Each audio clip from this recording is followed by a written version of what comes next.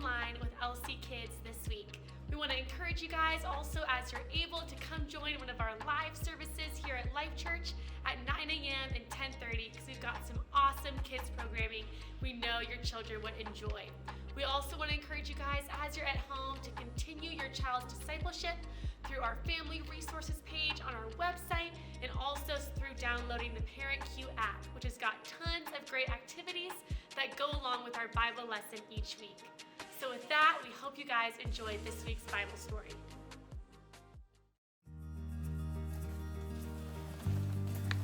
Here you go. Thanks.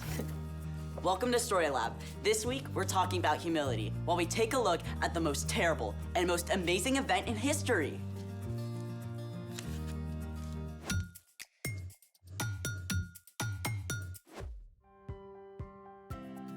Hey, I'm Skylar. And I'm Sebastian. We're talking about humility, which is putting others first by giving up what you think you deserve.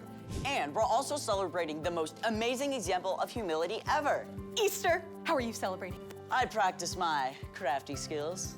Oh, Easter tree, how lovely are your branches. An egg tree. I love it! What are you doing to celebrate? My mom makes these really awesome hot cross buns for Easter breakfast, but they take forever. So I found a super quick recipe for resurrection rolls. Why are they called resurrection rolls? I think we gotta bake some to find out why. Well then, let's bake it. Step 1, open a tube of crescent roll dough. Oh, can I do it? Be my guest. I love this part. Okay, just wait for this. What now? Step 2, take a marshmallow, then dip it in melted butter. Then you're gonna wanna roll it in some cinnamon sugar. I like my sugar with sugar. Step 3, place each marshmallow on the wide end of the dough. Then you're gonna wrap it up tightly.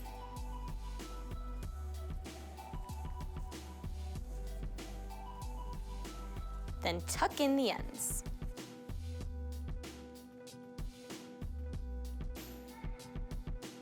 Do we do all of them? Yep, and you can roll them up if you want to.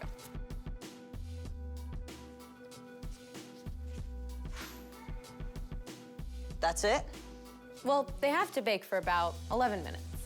Well, that's just enough time for... The story before the story. Today, we're in John, the 4th book in the New Testament. But before John, in the very beginning, out of a deep, deep love, God made an amazing world. But when people turned away from God, the world was broken. God made a plan to draw people back into relationship. So, at the right time, God sent his very own son, Jesus. When Jesus grew up, he traveled from town to town, teaching and healing. People were ready to make him king. But when Jesus came to Jerusalem for the Passover festival, the religious leaders made plans to get rid of him. At a special Passover meal with his friends, Jesus shared one way people would know his followers, by their love. Which is where our story starts. Take it away. Hey everyone, I'm Chloe. The story we're telling today is epic. It includes the very worst and the very best moments ever. So strap in for the ride. After the Passover meal, Jesus led his friends across a valley to a garden called Gethsemane. While Jesus was praying, a group of religious leaders and soldiers entered the garden. They were led by one of Jesus' closest friends, Judas. Jesus knew why they had come, and he didn't try to run, even though he could have called angels to defend him. Who do you want? Jesus of Nazareth. I am he. Jesus actually allowed the soldiers to arrest him. Terrified, his friends ran away or followed at a distance. Even Peter, who had promised he would rather die than desert Jesus. Jesus was brought to stand before the father-in-law of the high priest, and then Caiaphas, the high priest himself. Witnesses told lies about him. Aren't you going to answer?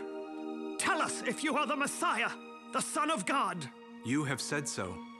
From now on, you will see the Son of Man sitting at the right hand of the Mighty One. Jesus had just claimed to be God's son. It was what the religious leaders were waiting for. But they couldn't sentence him to die, so they sent him to the Roman governor Pilate. Pilate questioned Jesus and couldn't find that he had done anything wrong, so he brought him out to the crowd. I find no basis for any charge against him. Do you want me to set him free? The mob wouldn't listen to reason, so Pilate had Jesus whipped to try to satisfy them. Soldiers wrapped a purple robe around Jesus and placed a crown of thorns on his head to mock him. Then, Pilate brought Jesus out again. Here he is. I don't find he's done anything wrong. Crucify him! Crucify him! Crucify him! Pilate didn't believe Jesus was guilty, but he also wanted to keep the Jewish leaders happy. So, he sent Jesus to be killed by crucifixion. Jesus even had to carry his own heavy wooden cross through the dusty streets of Jerusalem. Outside the city walls, on the barren hill of Golgotha, Jesus was nailed to the cross. The soldiers placed him between two common thieves. Though most of Jesus' followers were hiding, his mother Mary and several others huddled below to see what would happen. At noon, darkness settled over the land. At last, Jesus cried out. It is finished. Then he bowed his head and died. The earth shook. Rocks split wide open. It was the deepest, darkest moment the world has ever known. God's very own son had chosen to give up his life. A follower of Jesus named Joseph from Arimathea took Jesus' body and laid it in his own tomb, cut out of rock. A heavy stone was rolled across the entrance. Through the darkness of Friday and Saturday, Jesus' friends hid out, afraid the religious leaders might come for them too. But early Sunday morning, Mary Magdalene went to the tomb with special spices to place on Jesus' body. When she arrived in the garden, she discovered the stone had been removed, and the tomb was empty. After the terrible events of the last few days, Mary had no idea what to think. She ran to the place where Jesus' disciples were staying. They have taken the Lord out of the tomb, and we don't know where they have put him. Peter and John raced ahead to see what had happened. The tomb was empty, just as Mary had told them. The linen cloths that had been wrapped around Jesus' body lay limp on the stone. Confused, the men left, but Mary had reached the tomb again. In the growing light, she leaned down to look inside, tears clouding her vision. This time, the tomb was not empty. Two brilliant angels sat there. When Mary turned away, she saw a man standing nearby. Woman, why are you crying? Through her tears, Mary thought he must be a gardener. Sir, did you carry my Lord away? Tell me where you have put him. Mary. As Jesus spoke her name, Mary was overcome with joy. She threw herself at his feet. Teacher! Gently, Jesus lifted her up. Do not hold on to me. Instead, go to those who believe in me. Tell them I am ascending to my Father and your Father, to my God and your God. All the darkness of the last few days was swept away. Mary rushed to find Jesus' friends. I have seen the Lord. Jesus' return to life doesn't just mean that he was alive again. It means we don't have to be afraid of death anymore.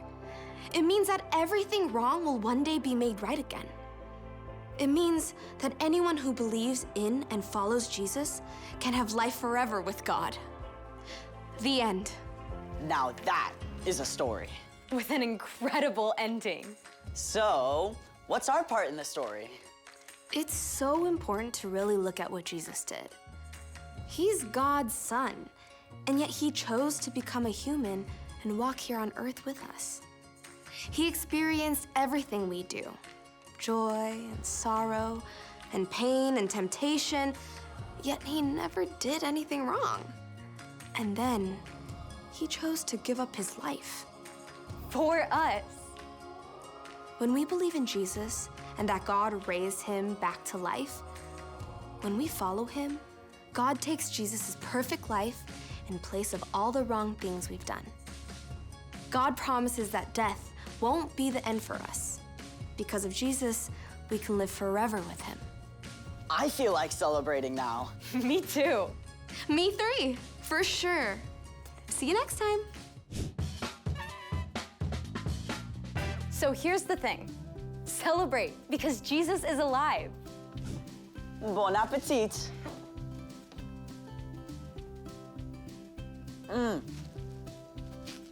Hey, wait a minute. There's nothing in here. Yep, the marshmallow's gone. Oh, like the empty tomb on Easter morning. I knew you'd get there. Thanks for joining us in the Story Lab. See you next time. Really good.